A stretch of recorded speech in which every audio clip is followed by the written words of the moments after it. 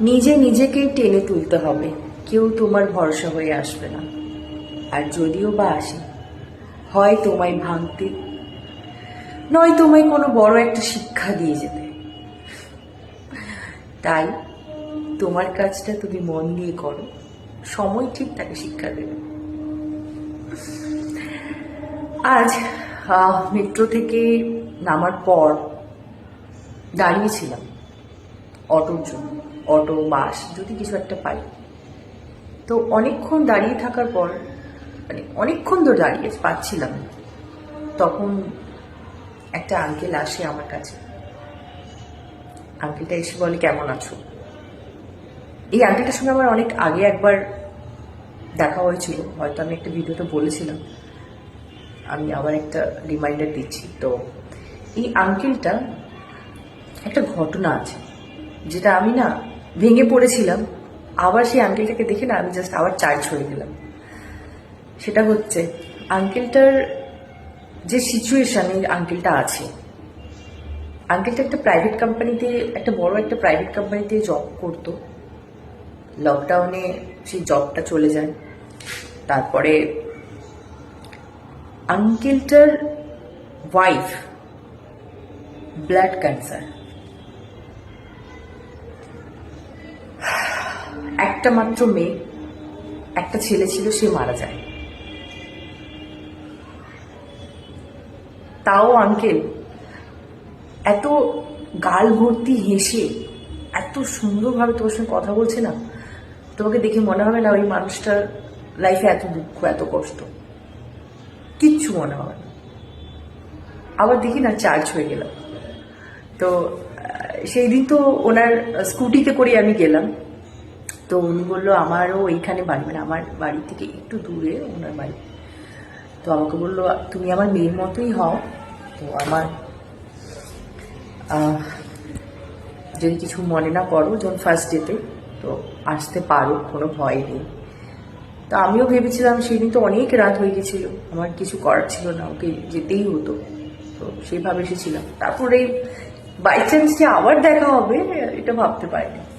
Just দেখা হলো, ভালো লাগলো। বলছে কেমন আছো, আমি বললাম কেমন, আন্টি কেমন আছে, আপনার মেয়ে কেমন আছে। ওনার মেয়ে আবার সিএ, চার্টার্ড অ্যাকাউন্টেন্ট নিয়ে পড়ছে।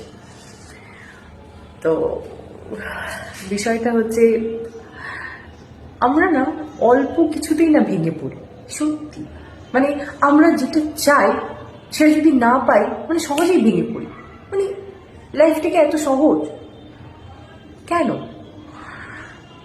এত সহজে ভেঙে পড়লে চলবে না। এই জাস্ট আঙ্কেলটা এসে না আমাকে আরো চার্জ করে দিল, সত্যি কথা। যে এত গাল ভর্তি হাসি, এখনো সেম স্মাইল, স্মাইল দেখেই হাসছে। মানে এত ভালো লাগলো, আমি তো সব ভুলেই গেলাম যে আমার কি টেনশন, আমার কি সব ভুলেই গেলাম। মানে খুবই খুবই, মানে কি বলবো, এত ভালো লাগলো সেটাই। আর বিষয় হচ্ছে, কাল হচ্ছে সানডে, এই শনিবার আসবে না, শনিবার মানে শুক্রবার পরে দিন থেকে একটু মনে হয় শনিবার একটু উইকেন্ড মুড, একটু হলিডে হলিডে মুড স্টার্টিং হয়। যখন শনিবারটা একদম স্যাটারডে চলে আসে, তখন তো একদম হলিডে মুডে চলে যায় আমরা মানুষ। কাল হচ্ছে সানডে, তোমরা কি কি করছো বলো? আমার প্ল্যান সানডেতে একটু দেরি করে ঘুম থেকে ওঠা, বাট প্রত্যেকদিন ভাবি একটু বেশি করে ঘুমোবো, একটু লেট করে ঘুম থেকে উঠবো, বাট হয় না। ঠিক যেই টাইমে অফিস যাই, ঠিক সেই টাইমে অ্যালার্ম বন্ধ করে ঘুমোই, ঠিক সেই টাইমে ঘুম ভেঙে যাবে। এটা ভাবা যায়, মানা যায়? আরে সানডে, ঘুমোতে হবে, অ্যালার্ম বেজে উঠেছে। আর যখন সব থেকে বেশি কষ্ট হয় কখন জানো তো? সানডেটা না মনে হয় লাঞ্চ, একটু লাঞ্চ পিরিয়ড এলো লাইফে, একটু লাঞ্চ হলো, তারপর তুরন্ত কেমন গায়েব হয়ে যায় সানডেটা। পরের দিন আমার মানডে, অফিস যেতে হবে। উফ, সানডের দুপুর অবধি ঠিক আছে, যেই সন্ধে হলো তারপর থেকে মনে হয় পরের দিন অফিস আছে, মন খারাপ, তাড়াহুড়ো। তো এই লাইফ দেখো, এই এই যুগে না তারাই একমাত্র একদমই বলবে হ্যাপি বা ঠিক করছে। এই লাইফে না ব্যস্ত থাকাটা না খুব জরুরি। লাইফে তুমি যত ব্যস্ত থাকবে, যত বিজি থাকবে, তত দেখবি তোমার মাথায় উল্টোপাল্টা টেনশন বা উল্টোপাল্টা কোনো চিন্তা ভাবনা কিছুই আসবে না। লাইফে বিজি থাকাটা ইম্পর্টেন্ট। তুমি ভাবছো আমি অফিস ছেড়ে দেবো, আমার দ্বারা হচ্ছে না, বা আমারও যেটা মনে হয় যে এই এত চাপ, কাজ করা যায়, করবো না। আমার একদিন, দুদিন, 3 দিন কত ঘুমোবে, তারপরে তোমাকে ইচ্ছেই হবে সেই কাজ। তার থেকে এই জিনিসটাকে অভ্যাসে পরিণত করো, সব জিনিসটাকে মানিয়ে নিতে চলতে হবে।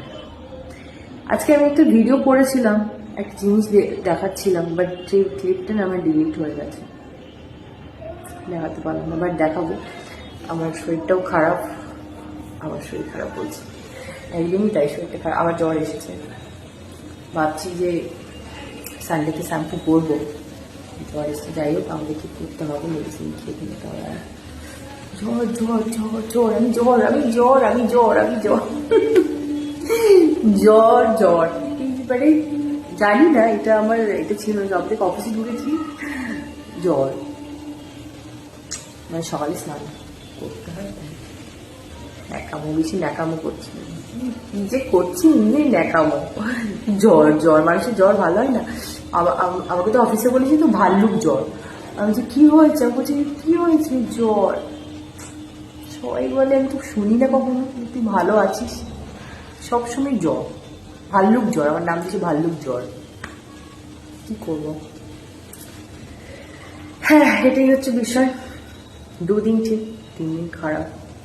আমি তো এখন তো তাও আমায় ভালো দেখছো, আমি যখন অফিস থেকে এসেছি পুরো নাক পাক লাল হয়ে একদম কেমন হয়ে যাচ্ছিলাম। তো ভিডিও বানালাম কয়েকটা, ফ্রেশ হলাম। নিজেকে আগে হ্যাপি রাখতে হবে। এসে আরেকটা বিষয় হচ্ছে কান্নাকাটি, দুঃখ, কষ্ট নিজের মধ্যে রাখো, কাউকে বলতে চাও না, বললেই বিপদ। কি বলে ফেলবে, তুমি হয়তো তাকে এটা বুঝিয়েছো, ইমোশনটা বলেছো, সে ঘুরে জিনিসটাকে উল্টো বলে দেবে। তখন না তুমি যখন বলবে যে ভাই আমার যে দুঃখটা ছিল, ওই জিনিসটাকে সহ্য করার থেকে ওই মানুষটা যে 5 কান করলো, ওখান থেকে যে রিটার্ন আসছে,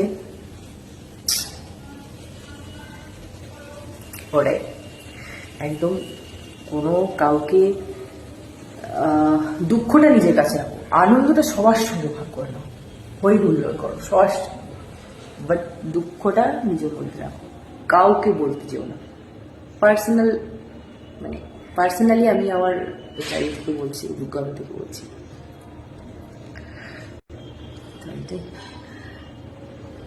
আজকে একটু মুভি দেখবো, আজকে একটা মুভি দেখবো, একটা নয়, একটা দুটো কতক্ষণ বলছি, এবার জ্বর গাই কতক্ষণ দেখি, আর তো আর হয় না। মুভি দেখবো, দেখে ভাবছিলাম বেরিয়ে একটা কিছু একটা, আজকে তো আমি মানে এবার থেকে আমার ডায়েটটাও স্টার্ট করতে হবে, কারণ আমার জিমে বলছে যে আর কত, মানে আমি ডিসেম্বর মাস চলে গেল, জানুয়ারি মাস চলে গেল, এই 2 মাসে যে পরিমাণে খেয়েছি, তো এখনো স্টিল নাও খেয়ে যাচ্ছি। তো সেটাকে স্টপ করে মানডে থেকে পুরোপুরি প্রপার, মানে একদম ফেব্রুয়ারি মাস পড়ে গেছে, আমাকে ডায়েট করতেই হবে, আমাকে একটু ডিসিপ্লিনটা থাকতে হবে, কারণ এটা ডায়েট না করলে না আমার শরীরের নিজেরই খুব অসুবিধা হচ্ছে এখন। আর এখন তো আজ সেই সকালে খেয়েছিলাম, আজ শনিবার, আজকে নিরামিষ। তো যেহেতু বাইরে কি খাবার খাবে, বাইরে যেটাই খাবে না, ওই ছোঁয়াছুঁই। একটা ভিডিও ভাইরাল হয়েছে না, সায়নদার একটা ভিডিও ভাইরাল হয়েছে না, ওই আমাদের ওই কলকাতার পার্ক সার্কাসে একটা রেস্টুরেন্টে, পার্ক সার্কাসে তো অ্যাকচুয়ালি মানে মানে এরিয়া, মুসলিম এরিয়া, তো ওখানে তো বিফ তো হবেই, সেটা জেনেই নিয়ে করেছে। তো যাওয়াটা উচিত হয়, যেহেতু আমাদের হিন্দুদের যাতে এই জিনিসটা আমরা খাই না, তো সেখানে গিয়ে পুরো মাটন বলে খেয়ে নিয়েছে বিফ। এটাই, সেই জন্য এমনিতে বাইরে কি ছোঁয়াছুঁই, সেই জন্য সকালবেলা একদম বাড়ি থেকে গরম ভাত, আলু সেদ্ধ আর ঘি ছিল না কি একটা ছিল জানি না, তো সেটা আমাকে খাইয়ে দেওয়া হয়েছিল। খেয়ে অফিসে গিয়েছিলাম, যাতে আমি দুপুরবেলা একদম ভেবেছিলাম যে দুপুরে কিছু একটা দই চিড়ে বা কিছু একটা ফল কিছু একটা আনিয়ে খাওয়া, ভালো লাগছিল না, শরীরটাও খারাপ, না খেয়ে আরও বেশি শরীরটা খারাপ হয়েছে। দুপুরে যদি খেতাম তাহলে এনার্জিটা থাকতো। এখন হচ্ছে খাওয়া দাওয়া করবো, মানে সেই সকালে খেয়েছি, এখন খালি পেটে আছি, খাওয়া দাওয়া করবো, একটু মুভি দেখবো, একটু বাড়ির লোকের সাথে একটু গল্প করবো। আমি এক সপ্তাহ পুরোপুরি একদম, মানে আমি পুরোপুরি নিজের প্রতি একদম এই করি। বাট আমাকে না, আমার মনে হচ্ছে একটু এই সানডে একটা দিনই ছুটি পাই, মনে হয় যে একটু বাইরে থেকে ঘুরে আসি, মাইন্ড ফ্রেশ হবে। বাট এই একটা দিন কোথায় যাবে বলো তো? এই একটা দিন তোমার সেলফ কেয়ার দিন। আর বললাম না, বাইরে না গিয়ে গিয়ে আমার এমন হয়ে গেছে, আর ভালোই লাগে না। ঘুরতে যাব, ঠিক ঘুরতে যাব, ভালো ভালো জায়গায় ঘুরতে যাব, এগুলো নয়, এগুলো তো সামনে আছে, এগুলো ঘুরতে যাওয়ার আর কিছু নয়। জাস্ট আমি ঘুরতে যাবো এই কারণে, যেহেতু আমি এখন ভিডিও করা স্টার্ট করেছি, তো আমাকে একটু লোকেশনের জন্য বা একটু ভালো জাস্ট সব নতুন নতুন ড্রেসগুলো কেনা হচ্ছে, পরা হচ্ছে না, শুধু এই শনিবার করে জাস্ট ক্যাজুয়াল পরা হয়। মানে আমি সব থেকে বেশি ভালোবাসি হচ্ছে আমার মন খারাপ, শরীর খারাপ, এই যে বলছি শপিং করিয়ে দাও, মানে কিচ্ছু লাগবে না, আমি শপিং পাগল মেয়ে।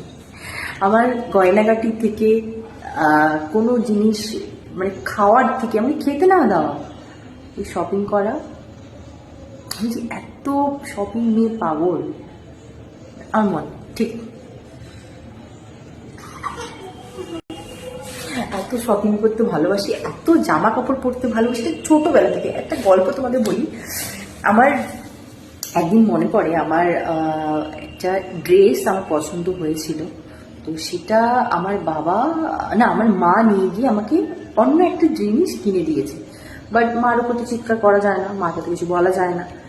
তো বাড়িতে এসে আমার এতটা পরিমাণে রাগ না, আমি কি বলবো, আগে ছিল, আমি তো নিজেই কন্ট্রোল করেছি।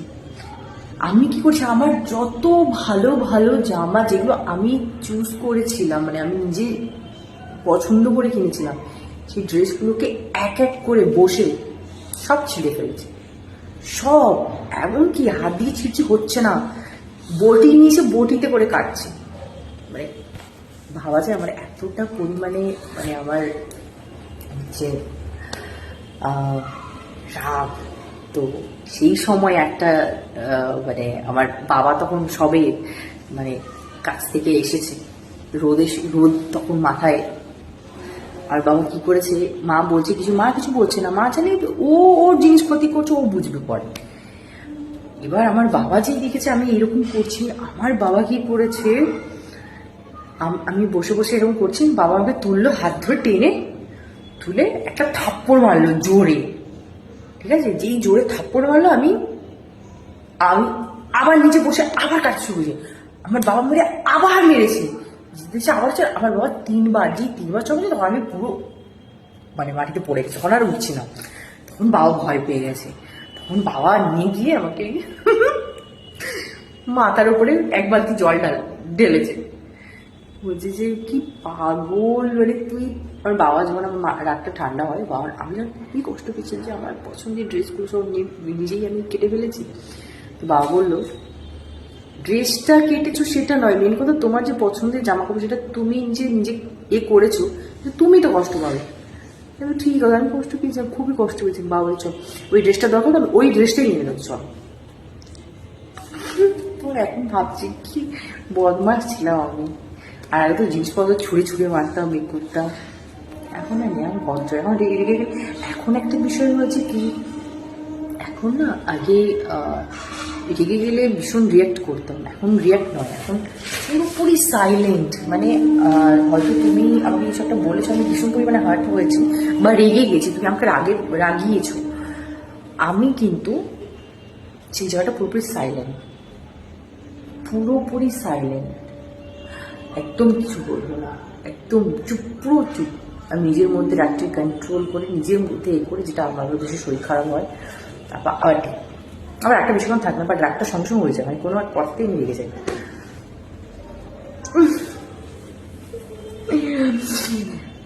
তো চলো, আর ছাদে এসেছি যখন একটু ছাদে, না একটু ঘুরবো না, চিৎকার করবো বাড়ির লোকজন, বলবে ঠান্ডা লেগে গেছে, আমার ছাদে কি হবে, আমার ঠান্ডা লাগা। ও আচ্ছা, সকালে ছাদে এসেছিলাম 5:30টার সময়, তো তখন পুরো ঠান্ডা হাওয়া আমার কানে লেগেছে, আমি কানে শুনছিলাম। তো হবে তো বদমাস, ঠান্ডা লাগার কাজ করেছে, ঠান্ডা লাগবে না আমার? ঠান্ডা তো লাগবেই। আর কি বলবো, দেখি কাল কোথাও যাবো না, বাট তোমাদের সঙ্গে গল্প করবো, আপডেট দেবো কি করছি না করছি। কাল সানডে, কাল তো ভালো মানে কিছু খাওয়া দাওয়া হবে, আর হচ্ছে কিছু আর কি, চুলের আর কি করবো ভাবছিলাম, যে কালকে একটু হট অয়েল মাসাজ করে একটু কিছু একটা করবো, বাট আমার তো হবে না, ঠান্ডা লেগে বুঝতেই পেরেছি, আর হবে না, কিছু করতেও চাই না।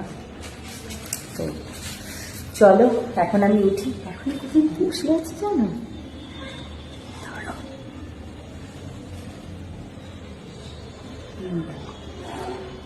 এখন একদম সিঁড়ি আমি বসে আছি।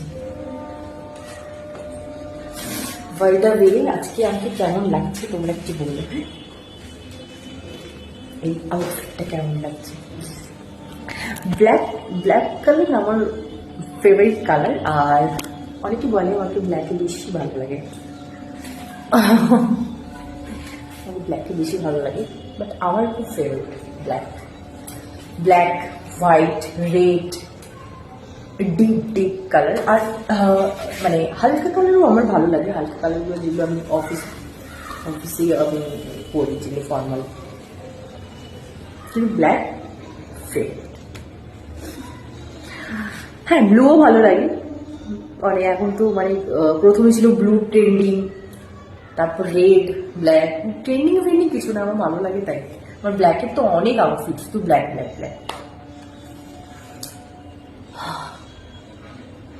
তো গান করবো, তোমার ভয় করে দাঁড়া। तुमसे मिलकर ना जाने क्यों, तुमसे मिलकर ना जाने क्यों, ला ला ला ला ला ला ला ला ला ला ला ला। আর নয়, একটা লাইন গাইলাম, আর একটু লালাই করলাম, ঠিক আছে? ভালো করে গান, মানে আমি তো গান গাই, সেই সময় কেউ ক্যাপচার করে বাচ্চা সিঙ্গার, ভালো গান মানে গান গাইতে ভালোবাসি, ঠিক আছে? চল, আর কিছু বলবো না, টাটা, রাধে রাধে, জয় শ্রী কৃষ্ণ।